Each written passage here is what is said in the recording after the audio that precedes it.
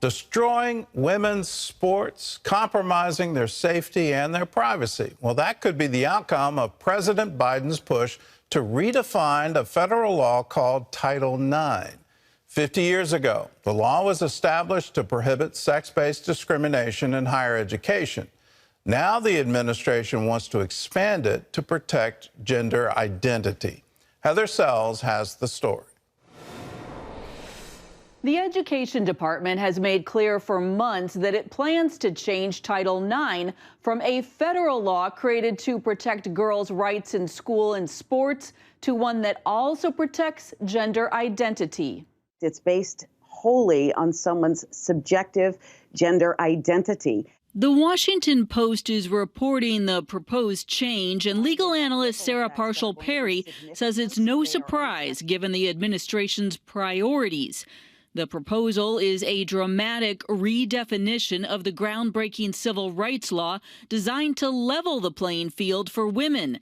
It would expand Title IX's meaning of sex discrimination to include sexual orientation and gender identity. It's not only going to eliminate athletic opportunities for young girls and women, it's going to eliminate their sense of safety, security, and privacy. Conservative legal scholars like Perry and a number of feminists agree that if men identifying as women can compete against women and share their locker rooms and bathrooms, it will erase women's sports along with their private spaces. They point to NCAA swimmer Leah Thomas, formerly Will Thomas, who became a national champion in his first season competing against women. Former Education Secretary Betsy DeVos is also concerned, calling the administration out of line. Congress has not acted, which is how our system of government requires such changes to be made, she argued recently. I want you to know that your president sees you. But President Biden is firmly committed to anyone who says they're changing their gender, and he wants their parents on board. To parents of transgender children, affirming your child's identity is one of the most powerful things you can do to keep them safe and healthy. It's why Health and Human Services is also working to redefine sex, making it illegal for healthcare providers and parents potentially to refuse what's known as gender-affirming care. Parents as well who refuse to affirm those gender identities of their minor children could be deemed to be unsafe or abusive parents. Proposed rules in education and health need merely to go through a public comment period, and then they can become legally binding, Gordon. Well, Heather, how likely is it that this Title IX change will take effect? Well, just to put it in perspective, Gordon, the Biden administration announced on day one via an executive order that they were going to look at all regulations in all departments and look at them through the lens of the 2020 Bostock decision and add gender identity protections in. So that's the backdrop to this. In terms of timing right now, we are expecting these proposed regulations to come out in the next month. Then there is a 30 to 60 day comment period. And then the department has to look at all the comments. So potentially this fall, we could be seeing these regulations put into place. But then we are, of course, also expecting legal challenges. And in fact, just yesterday, Fox News is reporting that 15 attorneys generals are saying they are going to fight back in regards to these proposed regulations. Well, you mentioned Bostock. Is this another case where the Supreme Court is creating legislation by changing what the word sex means in particular? In that one, it was all about sex discrimination at the workplace. Are they just saying we're going to take that decision and now make it federal law for Title IX? Well, yes, indeed. The Biden administration has a different view of Bostock. They are broadly interpreting it. The Trump administration was narrowly interpreting it and saying it just applied to employment. But the Biden administration is saying, look, we need to review all regulations in light of Bostock. So potentially we are looking at very wide sweeping changes in education, in healthcare.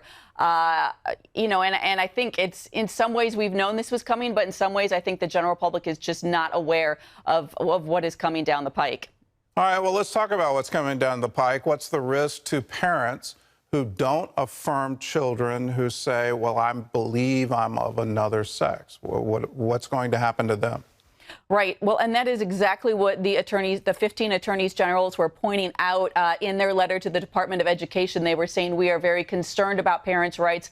We're concerned that parents aren't going to have a say when it comes to things like gender issues. And we're already seeing this play out in a number of schools where there is counseling that's taking place around gender issues, that parents are being kept out of the loop. So that's a big concern. I will add that there is also a growing bipartisan parents movement in this country. Parents are more aware of what is going on in education than they have ever been. And there are these public comment periods that will be coming up where people can respond and where the Biden administration will be gauging the political winds, if you will. And there's also school board elections coming up. So there is a lot going forward. There's going to be a lot of public debate around this issue, Gordon. All right, well, let's talk about one of the main areas for public debate, which is HHS might issue a similar rule, now mandating health care coverage and, I assume, health care treatment for transgender services. What impact will that have on employers, hospitals, and especially parents? Well, this is really stunning here, what the potential ramifications could be.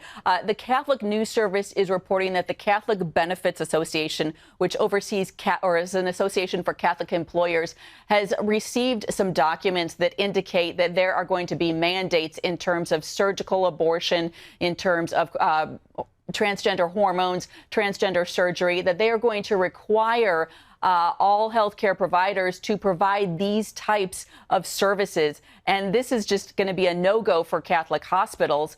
They're not going to be able to abide by this. They have got 1/6 of all the hospital beds in the country. So the potential ramifications of some of these HHS regulations that we think are going to be coming out in the next month are really significant and could affect, of course, more than Catholic hospitals, could affect faith-based employers of all kinds. And it's not looking, Gordon, like there's going to be religious exemptions. So potentially some really significant changes coming forward. All right. Well, Heather, thanks for the insights. This is definitely, we're getting into some troubled waters here. Just look at that statistic. 1/6 of all hospital beds are done by Catholic charities. Hospitals were essentially created by Christians. This is our heritage. You can look at the medical history of mission work. You look at the medical history of Europe and America. These were all founded initially on Christian precepts. Let's heal the sick. Let's help the poor. Let's do good to other people. Now that we're becoming increasingly secularized, and when you have an administration that seems to want to drive wedge issues, you're going to see those religious rights trampled. I hope some common sense comes into Congress, into the administration, saying, why are you trying to divide us even more? If a Catholic hospital wants to provide hospital services, they have a perfect right to. If a Presbyterian hospital wants to provide hospital services, they have a perfect right to, and you can't come in and mandate things that are against their religious conscience. Let us establish freedom of conscience, freedom of belief, freedom of religion as a bulwark of American society, and stop trying to impose your view on people who are just trying to do good.